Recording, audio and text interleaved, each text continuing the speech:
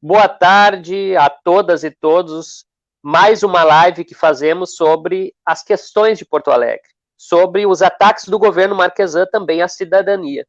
E hoje a gente tem a satisfação de ter aqui conosco o presidente do Sind Saúde, um sindicato de muita luta, o companheiro Júlio, e também a companheira Cláudia, também uma combatente das linhas, das trincheiras do serviço público, da saúde, do SUS, presidente também do Sindicato dos Enfermeiros do Rio Grande do Sul. São duas pessoas guerreiras, pessoas que têm muita experiência, têm muita luta na defesa do Sistema Único de Saúde no nosso município, no nosso estado, enfim, batalhas importantes para que a população possa ter o acesso à saúde. Mas no último período, principalmente durante todo o governo Marquesan, mas o último ano tem sido um ano muito difícil para a saúde municipal. O SUS tem sido violentamente atacado e a questão do IMES é uma questão que intriga, a população às vezes não entende e o governo mente. O governo ataca, busca demissões, busca extinguir o Instituto, enfim, e a população fica como? Nós, então, queremos ouvir hoje os queridos Júlio e a Cláudia sobre isso. Como está a situação das trabalhadoras e dos trabalhadores do IMES? Como estão as batalhas? A gente sabe que teve muita luta, muita disputa, não só política na rua, dos trabalhadores organizados em torno das instituições que representam eles, e vocês são pessoas que são muito respeitadas na base, né, da categoria, mas como está a situação deles, juridicamente também a gente precisa saber que seguranças que existem, que inseguranças tem, o que o governo poderia fazer para garantir para a população, tendo em mente também que nós estamos num tempo de pandemia, e a gente vê o governo anunciando demissões, realizando demissões e as chamadas contratualizações, que a gente sabe que são privatizações. E há problema também na legislação, a forma como o governo analisa e percebe a legislação do SUS, e nos parece que tem uma grande tentativa de fazer coisas ilegais. Então a gente quer ouvir vocês e a população precisa se esclarecer, porque a gente sabe que a mídia tradicional ela não esclarece. A mídia tradicional hoje ela é muitas vezes patrocinada pelos governos. E o governo Marquesan já gastou 34 milhões em publicidade e propaganda. Então a gente sabe que a verdade muitas vezes não vem pela boca da mídia, mas vem pela boca dos trabalhadores. Vocês, como representantes, hoje é um dia que a gente quer saber o que realmente está acontecendo com o IMESF. O povo vai ter dificuldade do acesso ao SUS, não vai ter, já está tendo. Como é que está a situação? Companheiro Júlio, seja bem-vindo. Muito boa tarde, professor Jonas, a colega Cláudia e a todas e todas que neste domingo bem ensolarado estamos aqui para fazer essa conversa e trazer um pouquinho, resgatando um pouquinho do IMES, dessa luta que está próximo já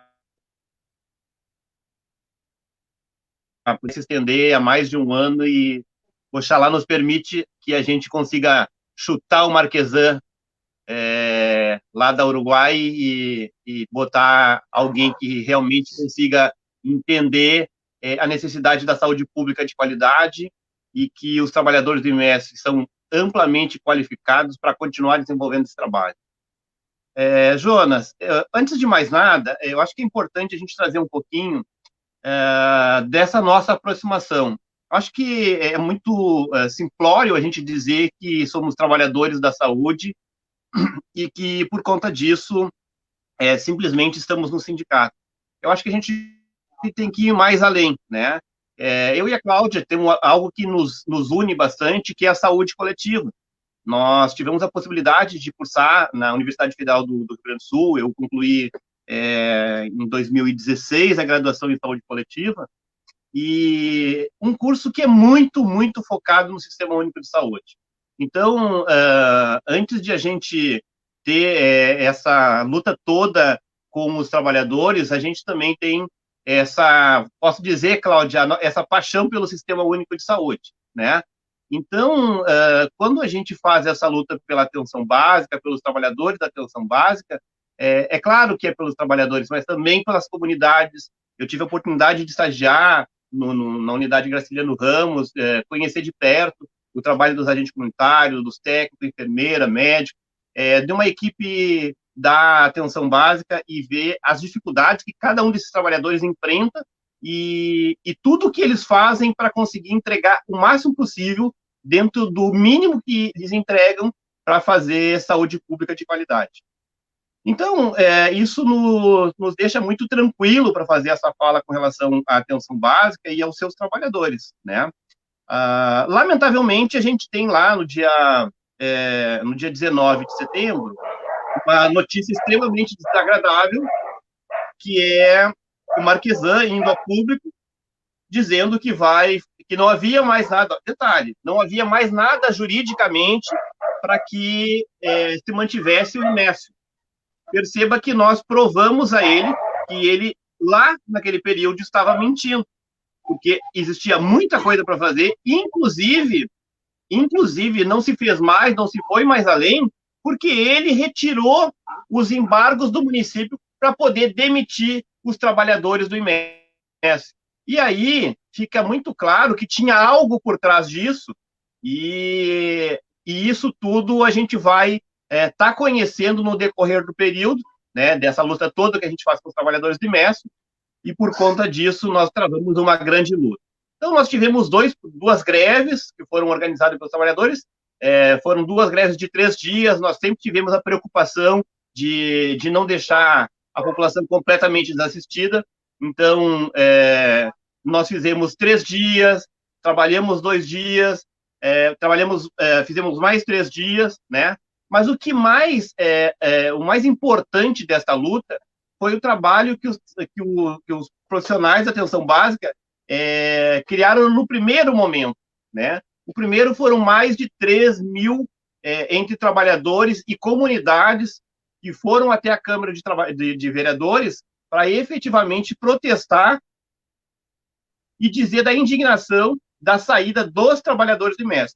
Porque para nós uma coisa é fato, né? Nós brigamos desde o princípio pela inconstitucionalidade do IMES, porque a gente entendia que isto, e óbvio que lá naquela época a preocupação era muito maior, que o IMESF era uma forma de precarizar a relação de trabalho. Nós sempre tivemos o entendimento que o profissional da saúde precisa ser um estatutário, né? E por conta disso nós fizemos parte desta luta. Independente de estar na ação, nós fizemos essa luta também, porque a gente era contrário ao IMESF como uma forma de tocar a saúde pública e, no nosso ponto de vista, de forma precária. E aí a gente via a própria diferença salarial entre o estatutário e o profissional do IMES, que trabalhavam, né, trabalhavam junto, mas que tinham um salário diferenciado. Buenas, a partir desses 3 processos que nós fizemos, a gente começa a desenrolar, então, uma grande luta com os trabalhadores, né? E foi uma luta muito boa e continua sendo uma luta muito boa, porque nós chegamos nos próximos processos ali, 500, 600 pessoas participando dos atos de rua, dos movimentos todos que a gente, enquanto sindicato, construiu, né? E quando eu digo a gente construiu, porque foi nós, de Saúde, SERG, SOERG, SINDACS, né? Então, todos os sindicatos que estavam juntos, em alguns momentos também o CIMER esteve junto, né? E eu penso que eu acho que a gente conseguiu e tem conseguido protelar essas demissões, mostrando para o Marquesan que ele estava errado, porque ele disse que não tinha mais o que fazer, e a gente mostrou que tinha. A luta tem. E agora só não se faz mais porque efetivamente ele não quer, porque falta vontade política. Eu dizia um tempo atrás e o próprio Erno, mais adiante, veio a confirmar essa parte desta tese, que Porto Alegre era um grande ensaio para que todo o país, na atenção básica, fosse dominado pelas OS e OCIPs.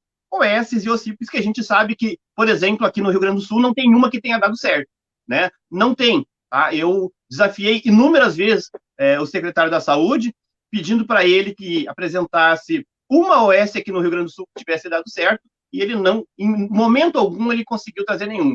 Porque a gente teve solos aqui em Porto Alegre, tu lembra disso, né? Foram mais de 9 milhões roubados de Porto Alegre. Nós tivemos aqui pertinho, em Canoas, né? O GAMP também, mais 40 milhões roubados da saúde, ou seja, todo esse dinheiro que vai para o ralo, mentira, para o bolso das pessoas, né?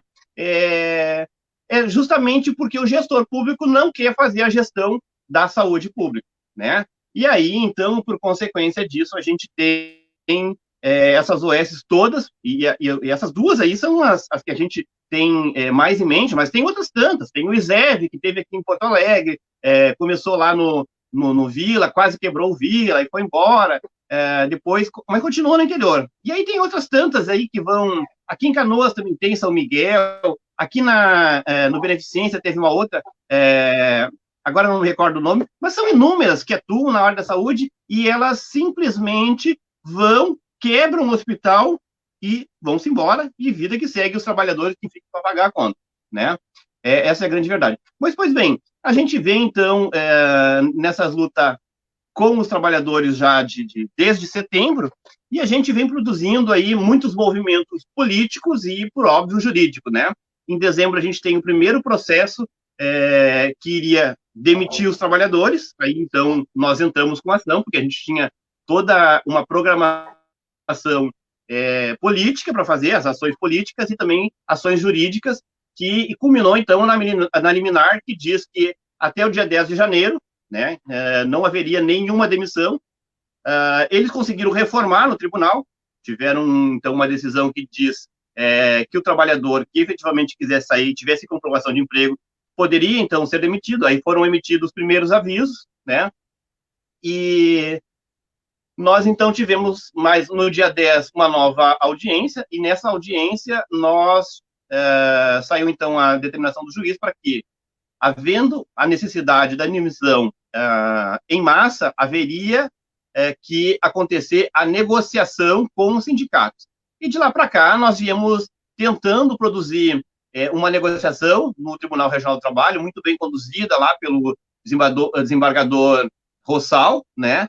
Mas que, infelizmente, como o interesse é explorar a classe trabalhadora, tá? Lembro que tanto municipários quanto os trabalhadores do MS estão já há 3 anos, quase 4 anos, já sem a devida reposição salarial, uma luta que é de vocês, Jonas Simpa, né? Nossa também, para os trabalhadores do IMES, e é isso que a gente vem vendo. Além de achatar o salário dos trabalhadores, vem causando um verdadeiro caos na saúde pública de Porto Alegre. Tá? Então, a Cláudia pode trazer um pouquinho mais dessa relação dos parceiros do Marquesan, né? Dos parceiros que estavam assumindo, mas a verdade é que apresentaram uma proposta extremamente capenga, que não traz compensação nenhuma pelo concurso público que os trabalhadores prestaram, pelos anos todos de luta, de entrega na atenção básica, e nós seguimos nessa disputa ainda, né?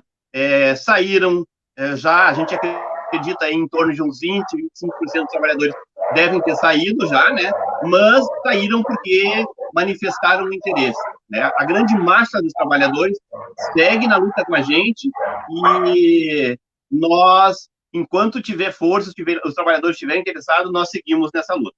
Eu acho que era isso por enquanto.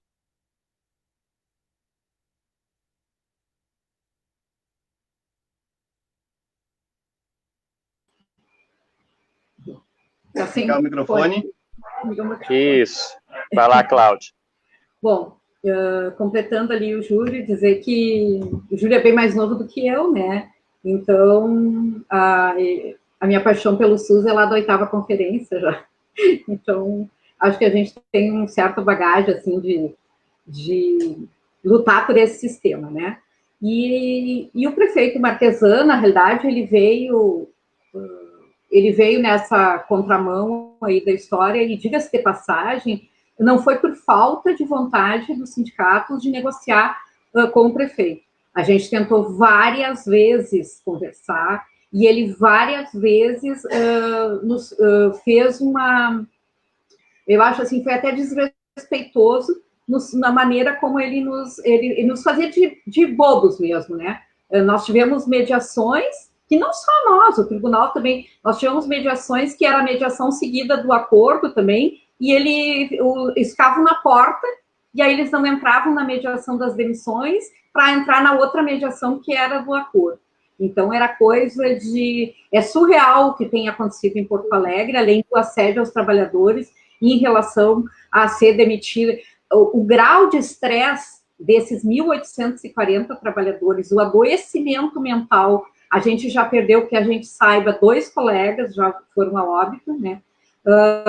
E em função dessa neurose que as pessoas estão vivendo, porque a gente é muito difícil tu abrir mão, é uma vida tu tá trabalhando, é um concurso que tu fez lá atrás, que as pessoas fizeram, que quando ele montou o concurso, ele já sabia que existia a ação de inconstitucionalidade, então, assim, ó, na realidade, quando ele assumiu, ele já sabia que existia isso e que já estava para ser votado no STF e que as coisas poderiam chegar a esse ponto. Essa precarização da mão de obra dos trabalhadores, a gente vê, o Júlio ainda pode até comentar com a gente também, a gente sabe dos colegas, primeiro começou com aquela... a gente mostrou, porque assim, as pessoas dizem assim, mas não tinha outro caminho, tinha.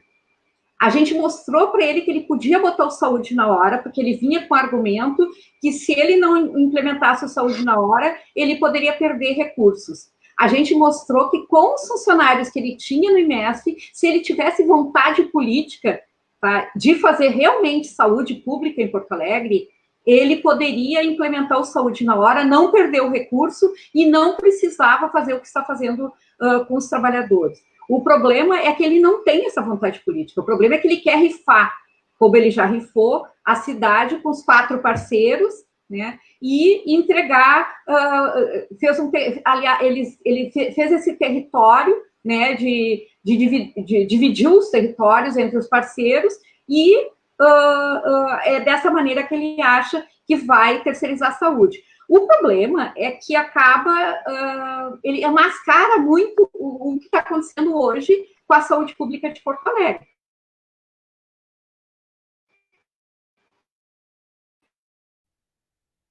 Deu uma congelada, né? A gente congelou a Cláudia. Isso. Alô, a gente foi na... Cláudia, congelou a um gente pouquinho. Foi na Retoma. Tá. A gente foi, agora eu sim, e Júlio, na unidade Farrapos. A gente foi na unidade Farrapos, eu e Júlio, um dia. Aí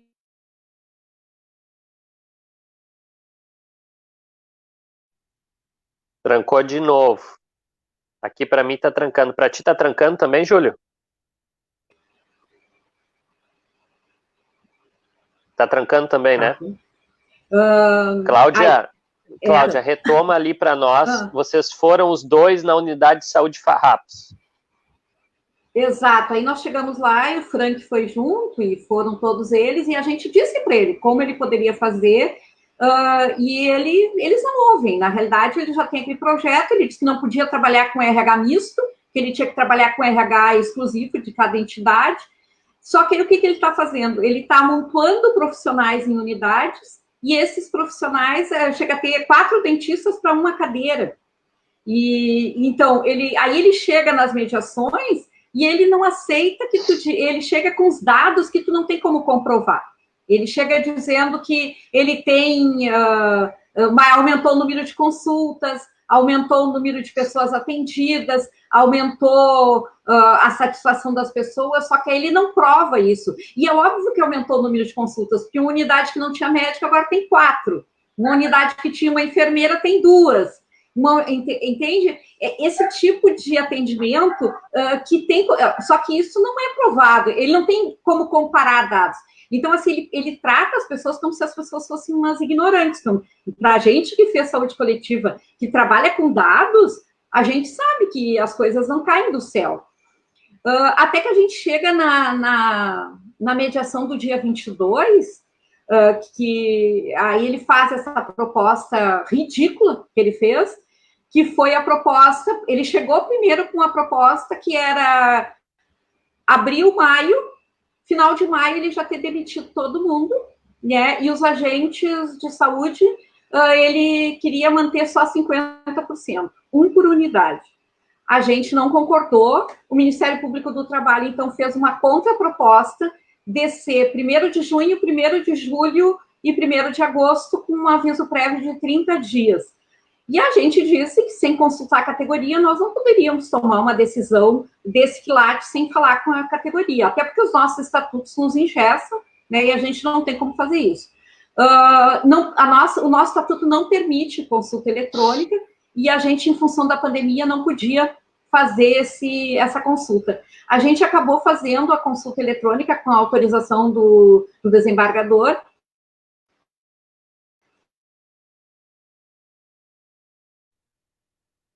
Trancou agora. Ela estava colocando a questão da consulta pública. Cláudia, voltou? Isso. Estava colocando a questão da consulta pública a partir da colocação do desembargador.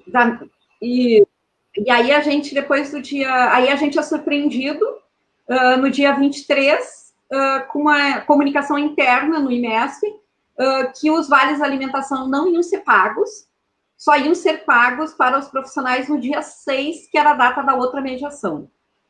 E só seria pago se fosse aceitado o acordo. Ou seja, ilegal, imoral.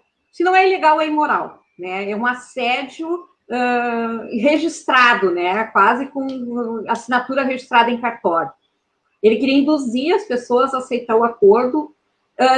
Deu um tiro no pé, porque aí ele indignou a categoria ficou muito indignada, e mais de 80% da categoria rejeitou o acordo, tá? Aí ele foi para a mediação fazer uma denúncia que nós não tínhamos divulgado a consulta.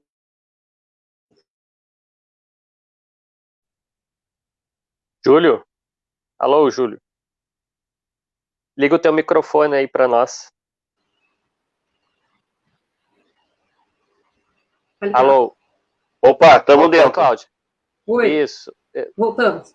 Então ele foi fazer uma denúncia que vocês não tinham feito a consulta.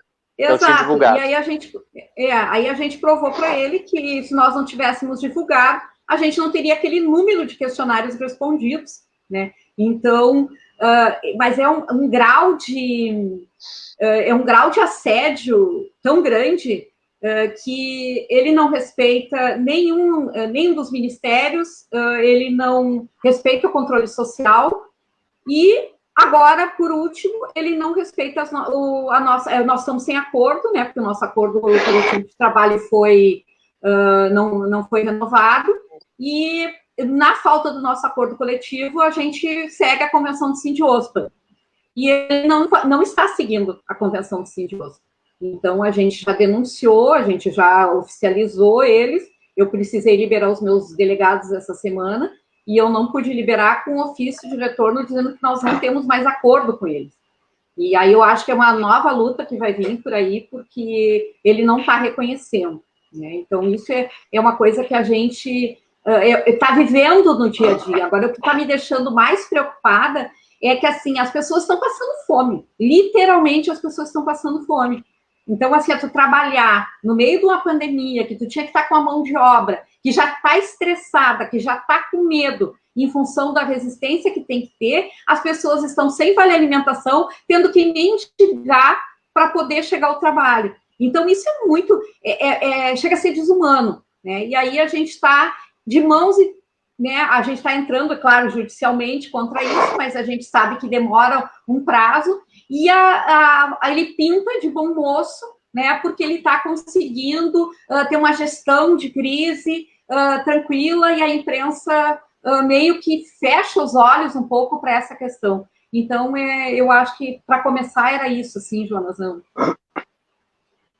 E uma coisa assim, Júlio, também, que dentro disso tudo que a Cláudia trouxe, mas tinham propostas também, né, na Câmara dos Vereadores para resolver isso de uma forma mais tranquila, né, e já existiu em outros municípios transições também, né, de um sistema CLT para um sistema estatutário. Queria que tu comentasse um pouco disso, soluções que ele abandonou, deixou de lado, porque a intenção dele realmente era fazer contratos com essas instituições que tu já citou, enfim, privatizar de fato a atenção básica. E agora também, uma outra coisa que eu te trago para reflexão, tem um documento recente, né, que vai vai ser publicado no Diário Oficial na segunda-feira, provavelmente, que também é um decreto do prefeito mexendo, né, na forma da complementaridade, enfim. Queria que tu pudesse comentar tudo que tu já planejou, mas também essas coisas que eu coloquei.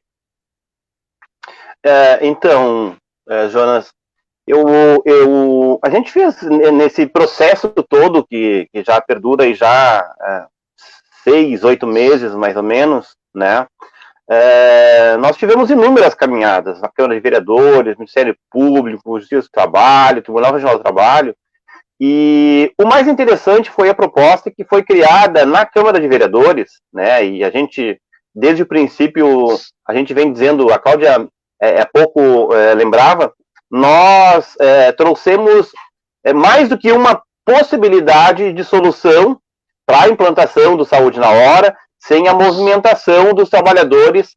E o que é mais preocupante, Jonas, sabe por quê? Porque lembra o seguinte, se esses trabalhadores fossem absorvidos pelo município, né, como foi aqui as fundações todas do Estado, no momento ali do Sartori, né, se fossem absorvidos pelo município, não teria a necessidade alguma de indenizar os trabalhadores. Ou seja, não teria feito contratos gigantescos com os 4 parceiros, né? Não teria necessidade de implantar,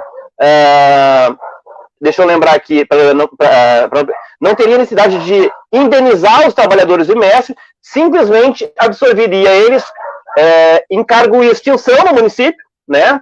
Esta é uma das possibilidades. Uma outra foi levantada pela bancada de oposição na Câmara de Vereadores e, por incrível que pareça, Jonas, teve os 19 votos necessários para que fizesse a indicação ao prefeito de trazer uma saída alternativa em vez de simplesmente fazer a demissão dos trabalhadores do IMES.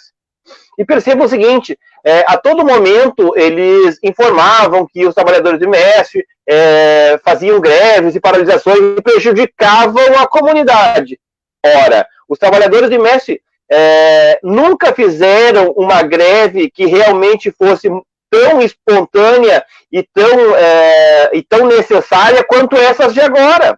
Nós fizemos movimentos de um dia na semana, um dia na semana seguinte, pela questão salarial. Nós nunca fizemos greve por uma semana, por exemplo, no IMES. Ou seja, a comunidade nunca foi desassistida porque os trabalhadores eles têm muito compromisso com as suas comunidades. Então, tinha mais de uma possibilidade, né? A Câmara de Vereadores, através lá do Robaina, do Olibone, que são 2 caras que são extremamente combatentes, claro que não dá para deixar para trás também todos os outros, como a Seto, o Esgarbosa, quem mais? O professor, cara, a bancada toda de oposição. A vereadora Cláudia.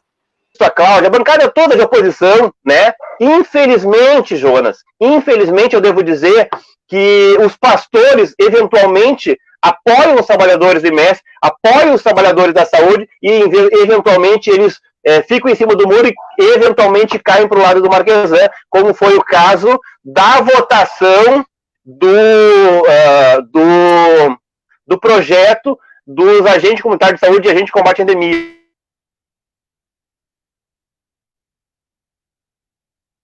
Deu uma trancada, né?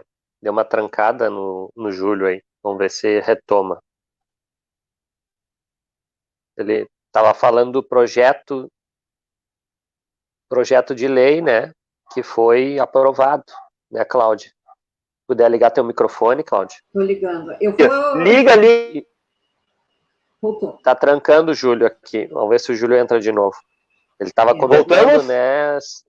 Voltou, então. Eles votaram no projeto de lei da criação ali do concurso, enfim, dos cargos. E a gente sabe, infelizmente, Jonas, que é um projeto onde o salário é mínimo, né? Então, o salário é muito pequeno, abaixo do salário que hoje os trabalhadores têm no IMES, né? Então, vergonhoso, e os pastores, infelizmente, foram lá, na calada da noite, né? E votaram nesse processo, nesse projeto do Marquesan.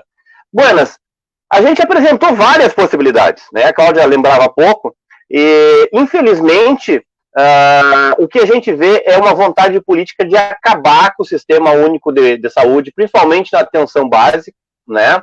E então isso infelizmente é o que a gente vem vendo até aqui. e o grande interesse realmente de terceirizar totalmente a saúde, principalmente a atenção básica, né? Acho que isso já vem de longa data, afirmo que vem de longa data, e a gente tinha ainda muita confiança no TAC que foi assinado com os Ministérios Públicos. Infelizmente, o Ministério Público Estadual, né, cedeu às pressões do município, né, e cedeu para que fosse feito mais uma vez a terceirização da saúde pública, né. É claro que agora, no princípio, pode até aparentar indicadores melhores, mas se a gente for olhar para trás, por exemplo, nós tivemos a oportunidade de chegar lá na unidade do Lamy, onde tinha 3 equipes e nenhum médico, ou o único médico que tinha estava em férias, tá? Então, quando ele retornou na segunda-feira, não lembro mais o dia, aconteceu um grande tumulto lá na frente da unidade, né? Os trabalhadores, então, às vias de serem agredidos. Por quê? Porque não tinha médico, tá? E essa questão de não ter médico, inclusive o Conselho Municipal de Saúde fez um levantamento onde a gente pode contribuir também, que é a quantidade de profissionais que faltava. Tinha unidades que faltava 1, 2, 3 médicos faltava.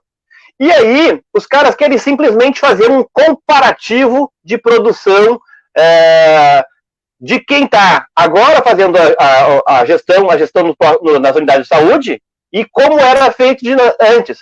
Ora, se antes era tão ruim, por que até agora eles não reconheceram que eles foram incompetentes para fazer a gestão em saúde? Essa é a verdade. A Secretaria Municipal da Saúde foi incompetente em fazer a gestão em saúde e por conta disso foi lá e achou os parceiros para fazer a gestão em saúde. Essa é a verdade nua e crua. Incompetentes, não tem outra palavra. É isso que aconteceu na Secretaria Municipal da Saúde. Incompetência na gestão. Como vem acontecendo a incompetência de administrar o problema do fim do bimestre até aqui. Né? Então, é isso que a gente vem passando e a gente está aqui para comprovar que mentiram quando não existia mais possibilidade nenhuma de resolver o problema dos trabalhadores, porque precisa separar IMESF da questão trabalhista. O IMESF, ok, tem que terminar e pronto, é inconstitucional. Agora, os trabalhadores deviam ser absorvidos, deveria-se ter mais qualidade no atendimento. Nós chegamos a fazer, inclusive, um levantamento.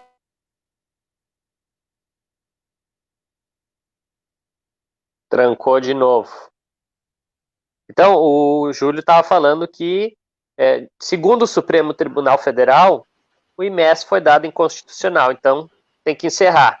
Mas eu acho que ele ia colocar para nós, né, Cláudia, e a questão que poderia esses trabalhadores não irem para o limbo, não irem para a rua da amargura, ser descartado todo o conhecimento. Júlio, voltou agora. Voltamos? Júlio, voltou, cortou um pouco. Então, assim, queria que tu retomasse ali que a incompetência dele foi inconstitucional em MESF, mas não tinha por que descartar esses trabalhadores com todo o seu conhecimento, né? Continua. Exatamente. Na verdade, as propostas que saíram da Câmara... Tem que ligar o microfone. Alô? Oi, me ouvem? Não, ainda não estou ouvindo. Oi, me ouvem? Agora ouvem? Eu estou ouvindo, Júlio. Tu não tá? Tá, eu vou seguir então, Jonathan. Então, no nosso ponto de vista, se os caras fazem melhor, é porque realmente, eu acho que o Jonas caiu, a gente segue aqui falando um pouquinho, até o Jonas retornar. Então, a grande questão é o seguinte, se os parceiros hoje, Cláudia, são muito melhores, entregam melhores resultados, é uma questão simples. Quem vinha fazendo a gestão era incompetente, é incompetente, né? Então, basta a vontade política de absorver esses trabalhadores todos com cargos em extinção na Secretaria Municipal da Saúde em Porto Alegre, que não precisa desembolsar uma grande quantidade de dinheiro, haja visto esse momento da pandemia, onde os gastos voltados para a saúde são enormes, a gente tem essa compreensão, né? Afinal de contas, não está nada barato comprar um respirador, não está nada barato, não é barato manter um leito de UTI, né? Então, por conta disso, não tinha o porquê fazer a demissão, gastar o dinheiro com esses trabalhadores. Leva para a Câmara de Vereadores, cargos em extinção e reaproveita. A vontade política está faltando desde setembro e precisa voltar para a Secretaria Municipal da Saúde. Não pensem que o projeto de vocês vai passar de barbada. Nós estamos aqui para fazer a luta e para fazer o enfrentamento com vocês. Nós defendemos o Sistema Único de Saúde e não aceitamos o que vocês querem fazer com a saúde pública de Porto Alegre. E agora, Cláudia... Eu vou entrar na questão do decreto, então, tá, que o Juliano falou. Esse decreto aí que ele fez é um plágio da lei orgânica, né? É um plágio, chega a ser vergonhoso. Me desculpe, assim, mas a palavra mais gentil que eu posso dizer é que a pessoa que fez isso é um ignorante, né? Porque, assim, ó, como é que tu pode querer alterar, né, a Constituição da maneira, por um decreto? É uma coisa fora do comum, assim. Eu acho que se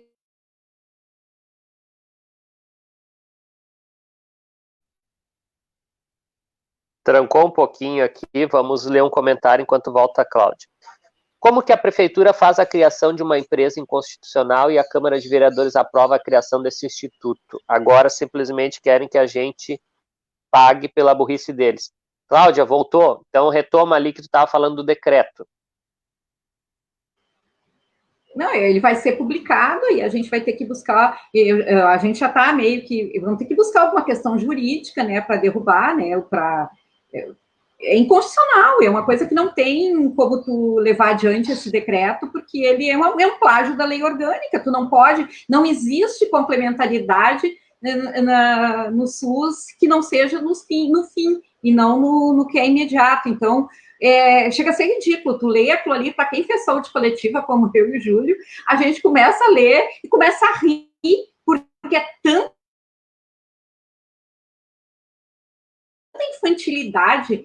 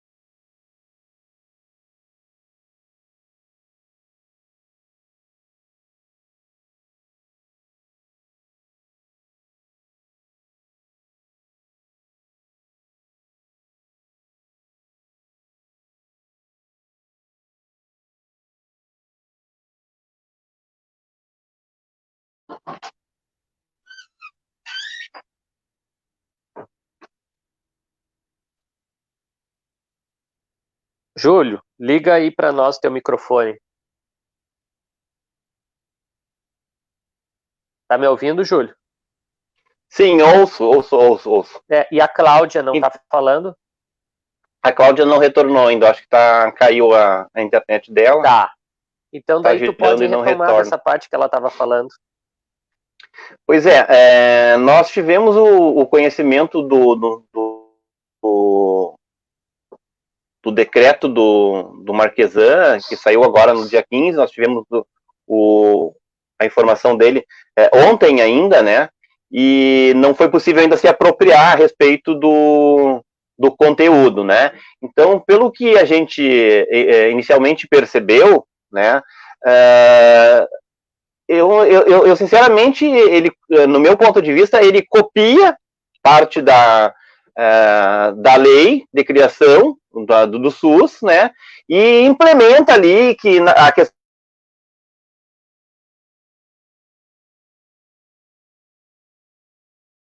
que, de certa forma, não deu para se apropriar bem ainda do conteúdo do decreto, né, mas o que a gente percebe é que ele quer burlar o termo de ajuste de conduta e permitir aos parceiros que efetivamente possam assumir, proporcionando ao município fazer as contratualizações sem problema algum. Ora, então tu faz um decreto para beneficiar o próprio, ou para contrariar o próprio TAC que foi assinado pelo município lá em 2011. Então, eu acho que a gente vai, nós, enquanto entidades, vamos precisar fazer um estudo em cima desse decreto, né? E que, com certeza, derrubar o que efetivamente for possível fazer. Mas eu não vejo muita diferença. Na verdade, ele quer regulamentar a Lei 8080, mas a Lei 8080 já foi regulamentada, inclusive já tem a 141. Cara, eu sinceramente não entendi o que os caras quiserem fazer. Então, eu acho que a gente vai ter que dar uma conversada com o professor Alcides, que tem bastante conhecimento do Sistema Único de Saúde, das leis da 8080, da 141, né? A gente fazer uma conversa com o Alcides para que ele possa estar apoiando, né, com relação a esse decreto, que, no meu ponto de vista também, é oportuno ao Marquesan usar a pandemia para criar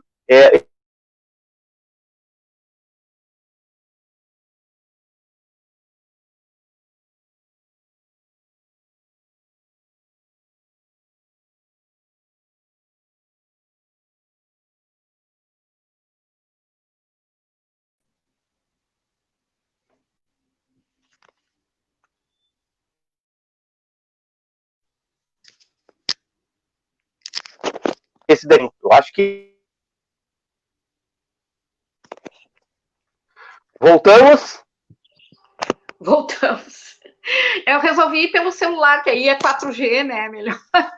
Porque tá difícil a coisa aqui. Não tô ouvindo o Jonas.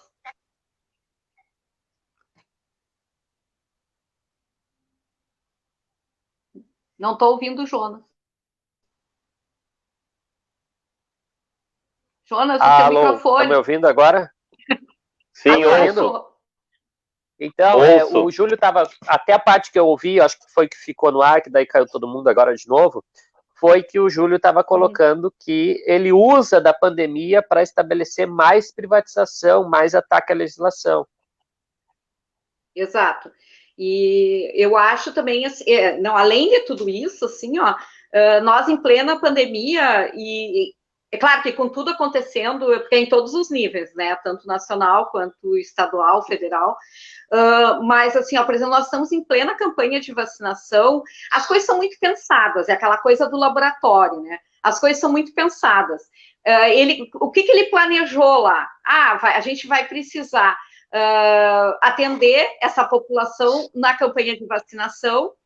A gente não tem pessoas capacitadas nessas terceirizadas que eu botei. O que eu vou fazer? Né, com a brecha de um decreto, de um projeto que passou na Assembleia Legislativa, eu vou botar as farmácias a vacinar. Eu tiro esse movimento de dentro do posto e a população não vai sentir que eu precarizei a saúde, tá? Ainda não vai sentir. Como é que a população está sentindo agora? Porque agora quem tem que se vacinar não é mais os idosos, que a vacina é só uma intramuscular. Agora quem vai se vacinar é as crianças. E criança, quem vacina é profissional especializado. E esse profissional especializado não é qualquer profissional especializado. Dentro da unidade de saúde, tu tem que ser vacinadora, concurso de vacinadora para poder vacinar. E tem que ter supervisão de enfermeiro, e tem que ter... Então, assim, são coisas que não pode mais mandar as pessoas para a farmácia. Então, ele teve um tempo que ele conseguiu fazer essa... Aí o pessoal achou lindo, a imprensa achou lindo, maravilhoso que as farmácias tinham um convênio para fazer as vacinas. Então, são coisas que a gente acaba... quem está, assim, essa coisa do jogo político, que a gente diz assim, a questão não é só... É uma questão muito política isso. Né? É muito dinheiro que está correndo aí por baixo dessa questão aí da entrega, né, da saúde de Porto Alegre.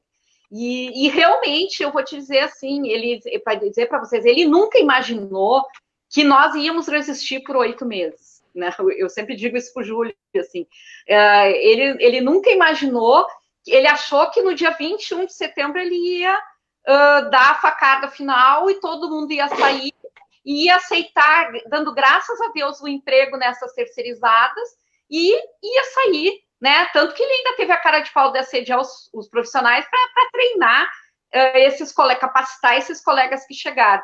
E esses colegas que se submeteram a ir lá e capacitar os colegas foram demitidos quando fechou os 30 dias de contrato. Né? Então, a gente acabou... É aquela história que diz na minha terra, né? Mata a cobra e mostra o pau. A gente falou... Eu me lembro que a gente falava em todas as manifestações. Vão sair, eles vão ficar com vocês 30 dias e vão botar para a rua. E dito e feito. Né? O Hospital Vila Nova fez isso. Além de que pagavam o salário completamente desigual entre uma terceirizada e outra. Então, era uma precarização de mão de obra incrível. Né? Hoje tu pega, por exemplo, a velha história, não posso ter RH misto. No centro de saúde modelo, o RH é misto.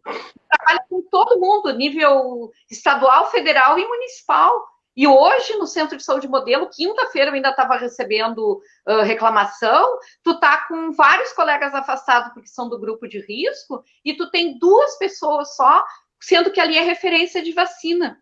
Né?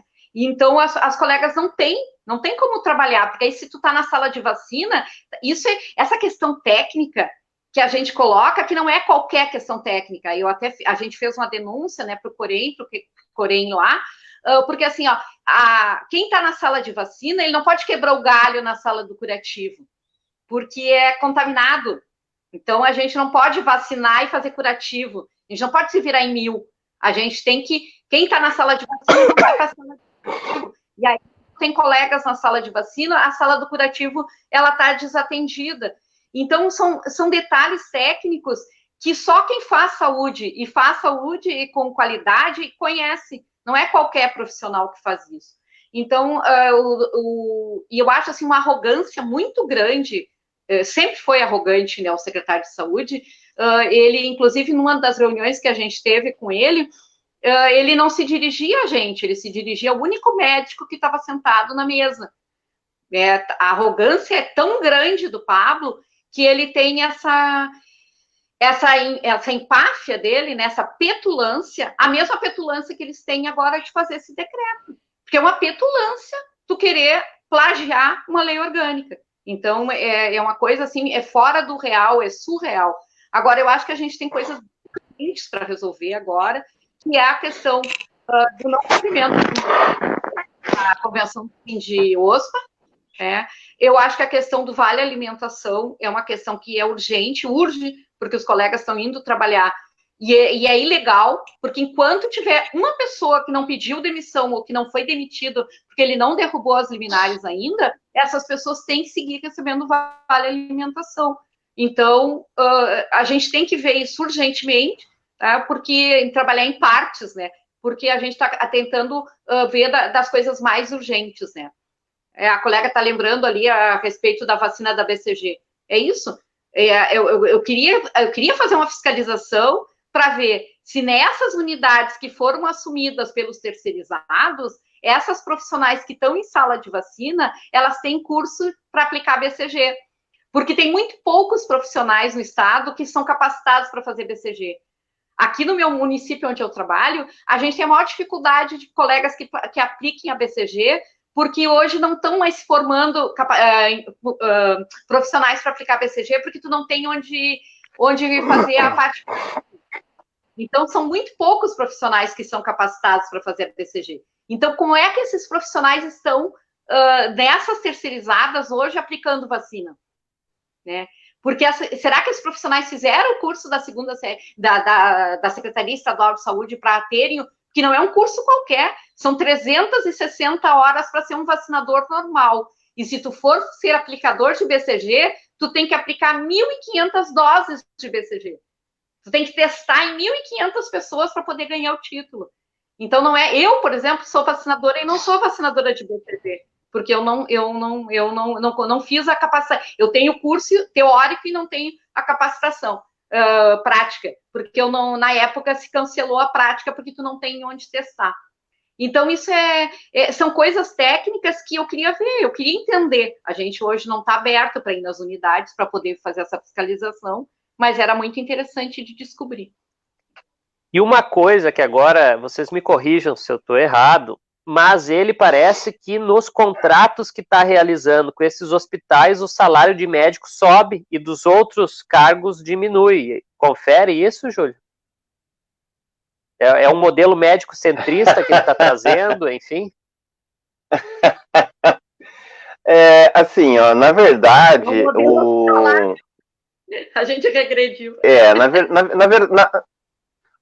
Na verdade, o Erno sempre achou que os profissionais médicos eram mal remunerados na atenção básica, né? Tanto que a primeira coisa que ele fez foi conseguir um aumentozinho de 10 mil reais a mais no bolsinho dele lá no início da gestão dele, né? Então, só para lembrar que ele, enquanto professor da Universidade Federal, né, engordou o bolso dele, porque ele entendia que os médicos, afinal, aliás, diga-se de passagem, né, claro que a gente não pode generalizar, mas existe grande parte da categoria que acha que se sentem deuses, né? Então, por conta disso, eles têm que ganhar muito mais do que todos os outros. E foi exatamente o que aconteceu. Com essa questão da necessidade de melhores salários para os profissionais médicos, quando eles terciarizam a atenção básica, há a necessidade, ou quem sabe, Jonas, quem sabe, a recomendação de que eu, enquanto secretário, fazer uma lei ou reformular a lei do IMESF, garantindo um melhor salário para os médicos e não garantindo para as outras categorias, isso seria inviável. E aí, com a terceirização, com a passagem para os parceiros, né, provavelmente houve lá uma necessidade de fazer um melhor reconhecimento dos profissionais médicos, né? E aí, por conta disso, o contrato é único, né? O custo para cada equipe é único e era óbvio que tinha que sair de algum lugar este valor. E aí, sim, houve uma redução salarial, por exemplo, no Vila Nova, os trabalhadores que foram atuar lá, os técnicos, a Cláudia me corrige depois dos enfermeiros, mas os técnicos tiveram uma redução de quase R$1.000, tá? E para compensar isso, eles fizeram um abono, eu não lembro na época quanto é que foi, mas era algo em torno de R$600, mais ou menos, que era para tentar... Para a enfermeira o abono era R$1.000, os técnicos eram em torno de 600, assim, mais ou menos. Então, aí aproximava do salário que ele recebia no IMESF. Então, sim, os profissionais médicos foram muito melhor reconhecidos, né? Muito melhor reconhecidos, enquanto na contrapartida, os demais profissionais tiveram uma redução salarial, sim, entrando na terceirizada. E detalhe, a gente sabe que o abono, ele pode ser tirado a qualquer momento, né? Então, dá e retira o abono, e por conta disso, além dos salários terem sido menor, podem ficar ainda menor se eles resolverem tirar o abono. Então, é exatamente o que tu colocaste. Houve, sim, uma redução salarial dos profissionais das demais categorias, como se somente uma categoria fosse necessário na área da saúde. A gente sabe que não. Hoje, cada vez mais se fala em equipes multidisciplinar, porque as equipes e as categorias se complementam, né? Então, sim, aconteceu, Jonas, a gente teve esse problema, a gente tem esse problema, né? Mas, infelizmente, as pessoas precisam trabalhar e aí se sujeitam a essas questões, essas imposições maldosas do Pablo e do Marquesan aqui em Porto Alegre. E mais uma coisa assim que eu quero que vocês reflitam conosco, nós sabemos que fecharam unidades de saúde. Eu, por exemplo, sou da Zona Sul, eu sei que Altos do Embratel fechou, que era estratégia, e fechou também Belém Velho, que tinha IMESF e tinha estatutários, alguns estatutários ainda remanescentes. Fecharam essas unidades, e centralizaram nos serviços da 1º de maio, ali 3 de maio, em cima, no Embratel, e num outro posto que tem lá no Belém Velho, perto do final da linha do ônibus, que eu não lembro o nome. Mas, enfim, o que eu quero trazer para isso? Por que eu quero trazer isso para o debate? Porque eu entendo que há uma centralização aí da saúde. Porque se tu tá em pandemia, veja bem, em janeiro se sabia que ia ter pandemia, porque sabia que estava acontecendo na China. E tu sabia que a contaminação, enfim, se dá nas aglomerações. Aí tu encerra serviços em janeiro, nessas unidades, que foi quando ele inaugurou 3 de maio, 1º de maio lá em cima, no Embratel, para concentrar uma população de usuários do SUS de 3 unidades numa, praticamente. Então, esses são os dados que eu tenho daquela região, e eu fico preocupado, porque o governo sabia no que ia dar, e agora, ao invés de descentralizar, centraliza e diz que estende horário. Mas como é que é essa matemática? Tu fechou 2 unidades e reabriu uma. Enfim, tu colocou 3 unidades numa só. Na prática é isso. E numa região muito distante. Aí tu tem idosos, tu tem pessoas acamadas, tu tem deficientes, todo mundo está tendo dificuldades enormes naquela região de mobilidade até essa única unidade de saúde. Tinha outros que tinham as unidades mais próximas. Queria que vocês abordassem um pouco isso do ponto de vista do usuário, porque me parece que dificulta. Pensa um cidadão de 75 anos de idade com dificuldade de mobilidade, e como é que fica essa situação? Esse é um dos exemplos, né? Cláudia, pode ser?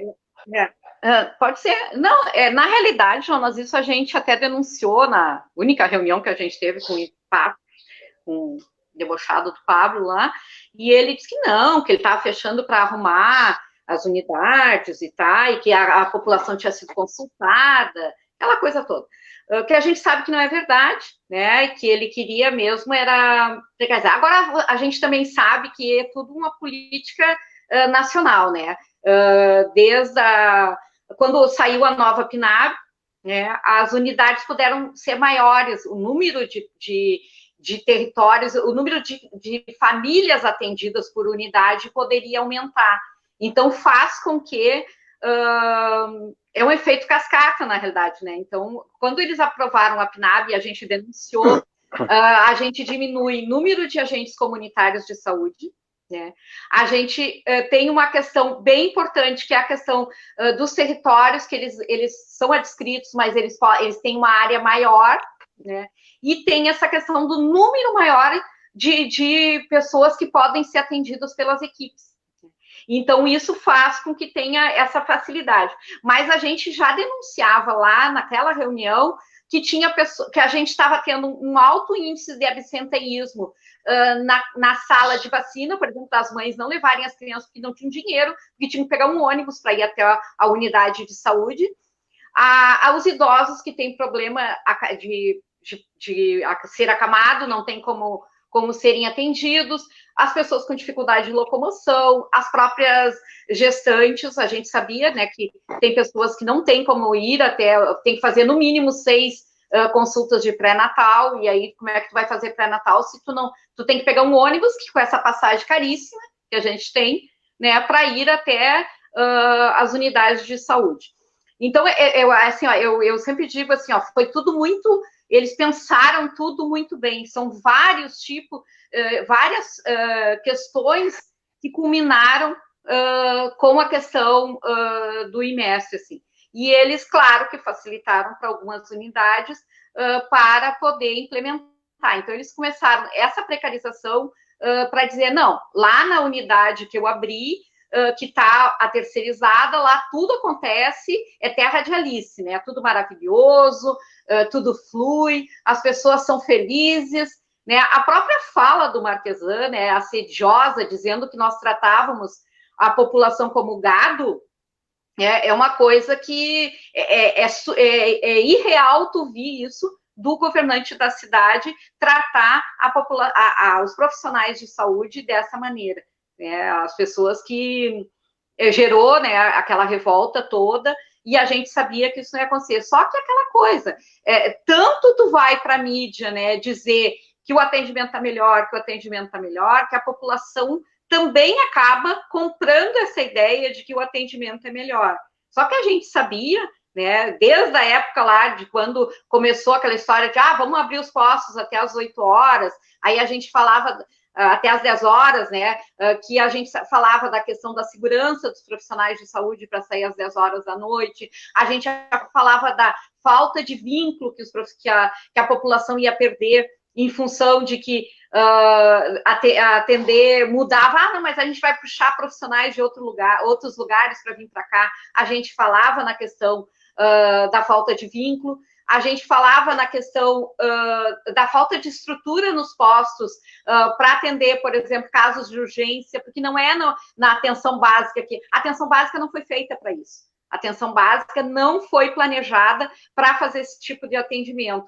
E aí, naquela época, eu me lembro que a gente teve uma discussão bem séria, e aí eu me lembro que foi dito numa reunião da Cosman para a gente, assim, mas tem a 5 minutos de cada unidade que está abrindo até as 10 horas, uma unidade da SAMU. Então, é tudo muito plantado, tudo muito estratégico, né?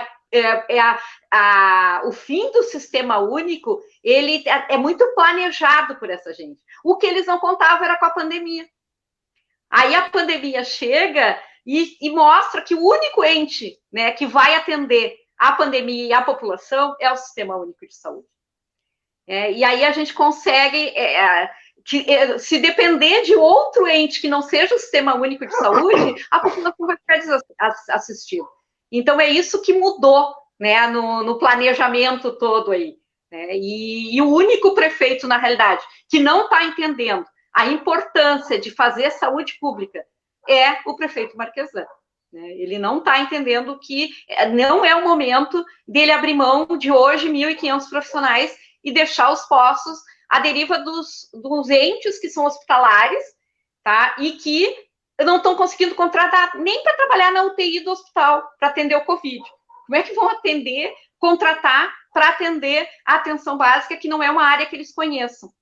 Porque esses trabalhadores não vão abrir mão do seu concurso para ir para a atenção básica.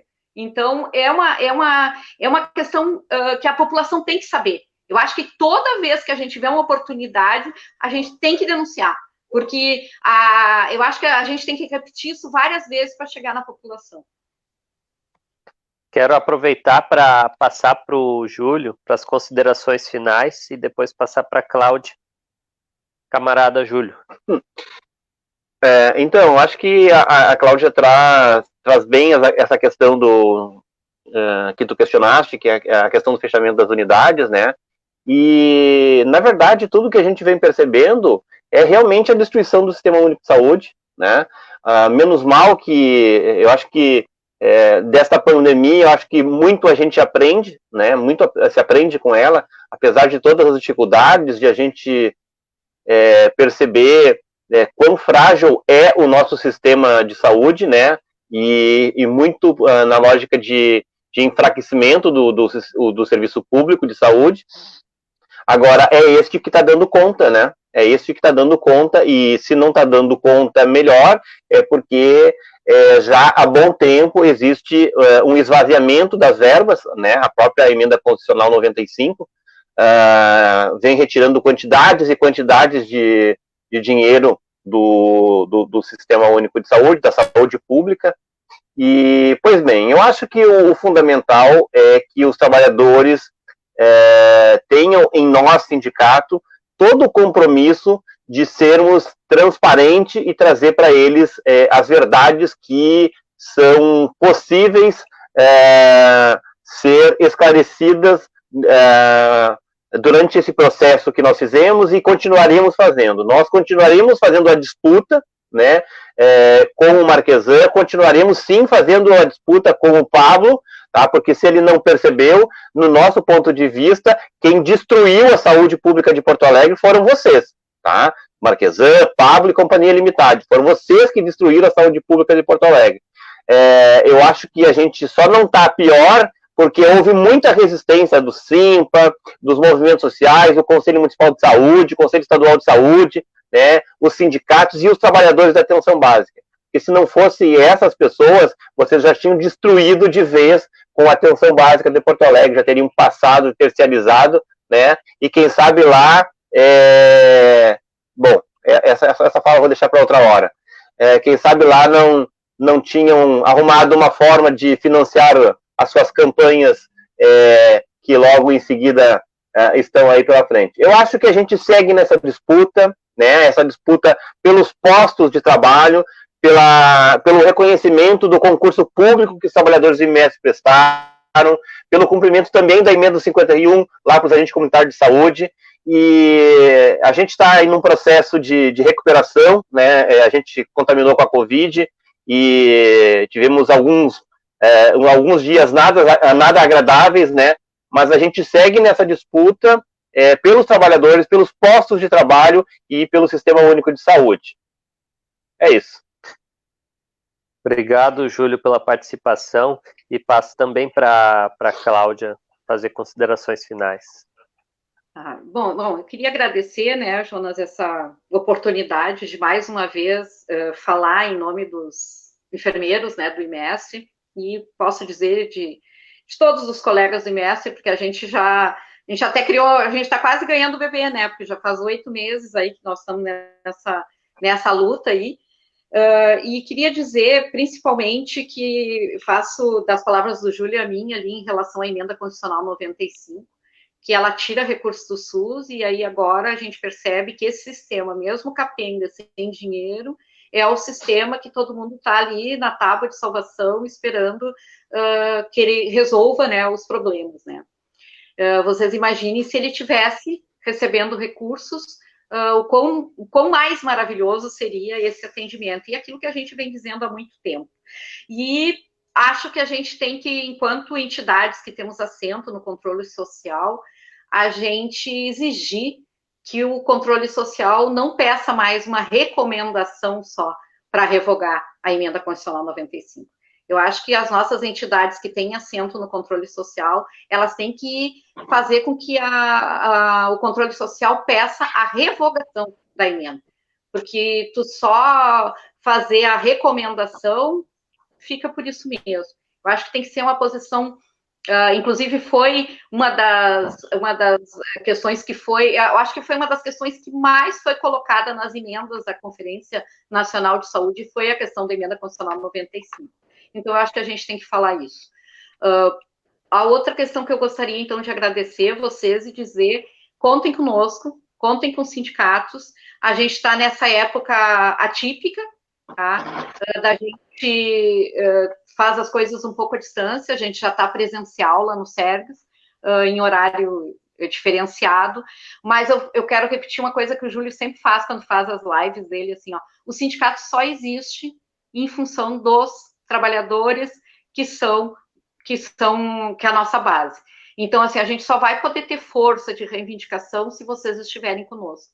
Então, procure seus sindicatos, associe-se no seu sindicato, venham para o seu sindicato, porque a gente não pode representar vocês se a gente não tiver realmente um número de sócios que diga ou que faça com que a gente sobreviva, porque é uma questão de sobrevivência.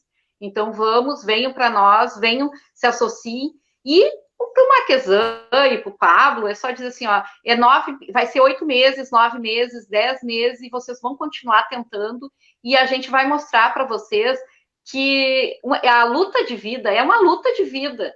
Não é uma luta que começou ali, ó, quando tu resolveu mostrar a tua carinha para ser candidato. Para mim, é uma luta de vida.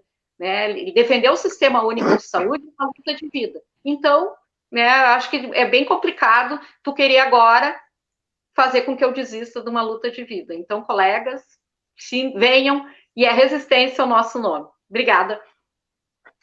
Obrigado, Cláudia. Para nós, nessa live, foi muito importante as informações que o Júlio trouxe, que a Cláudia trouxeram. Nós agradecemos imensamente não só a participação de vocês hoje aqui, mas todo o empenho e energia de vocês nessa luta. Porque essa luta não é a luta dos trabalhadores do SUS, é a luta do povo de Porto Alegre. E o povo do IMESF, digamos assim, vamos chamar a família imesfiana, a luta de vocês é para garantir para a população o mínimo de condições de saúde, o mínimo de condições que o dinheiro público seja utilizado realmente para quem tem direito sobre esse dinheiro. A gente sabe que esse tipo de governabilidade em cima de decretos, em cima de negociatas na Câmara, ele atende ao lucro dos poderosos, e os poderosos estavam de olho na saúde, educação, enfim, outros setores que tinham dificuldade de trabalhar com a privatização, agora eles vêm entrando, vêm modificando a legislação, e eles vão fazendo laboratórios de experiência. Porto Alegre é um dos laboratórios de destruição do Sistema Único de Saúde. Então a gente precisa dizer, assim como os colegas Cláudio e Júlio disseram, que Marquesan não é só Marquesan, gente. Marquesan é um conjunto de partidos, um conjunto de aliados. Aqui o Júlio colocou alguns, tem outros mais também, e a gente precisa entender. Nós, tanto estatutários, trabalhadores, né, municipais, enfim, como os trabalhadores do IMES, nós precisamos conversar com a população e dizer quem é quem, porque senão vai acontecer daqui 2, 3 anos de novo a mesma coisa. Nós estaremos sob a égide de um governo anti-povo, anti-trabalhadores, que retira direitos, reduz salário, porque é isso. Estão tirando direitos de quem sempre serviu Porto Alegre, porque os trabalhadores fizeram um concurso no IMES para servir a população. E agora a gente vê o quê? Vê um governo que rouba o direito da população a acessar o SUS. Na prática, o fim do IMESF e esse tipo de demissão, esse tipo de postura com os sindicatos, com as representações e com o controle social é nessa linha. Então, só para encerrar, convido todo mundo para amanhã nós vamos ter uma live sobre saneamento. Por que que o saneamento ainda não existe 100% na cidade de Porto Alegre, mesmo tendo 230 milhões de reais em caixa no DEMAI? Nós vamos discutir isso com o ex-diretor-geral do DEMAI, o Arnaldo Dutra, o Adinaldo também, que trabalharam na Corsan, e, enfim, tem muito conhecimento do DEMAI, da Corsan, do saneamento, vamos discutir isso amanhã. E, mais uma vez, muito obrigado, Júlio, muito obrigado, Cláudia, pela luta de vocês, sigam firmes, sigam com força, a gente é solidário do Simpa, já tivemos em algumas batalhas, mas vocês são a esperança dos trabalhadores, a representação legítima, vocês têm muita força, muita garra, o que precisar, estamos aí, e eu, particularmente, como usuário do SUS, sinto muito orgulho de saber que instituições que representam os trabalhadores estão na defesa fundamental do Sistema Único e estão lá na busca do controle social e do respeito ao controle social. Vamos encerrando, então, essa live, fora Marquesan, e um grande abraço, um bom resto de domingo para vocês dois e para todo mundo que assiste. Fora Marquesan. Fora Marquesan.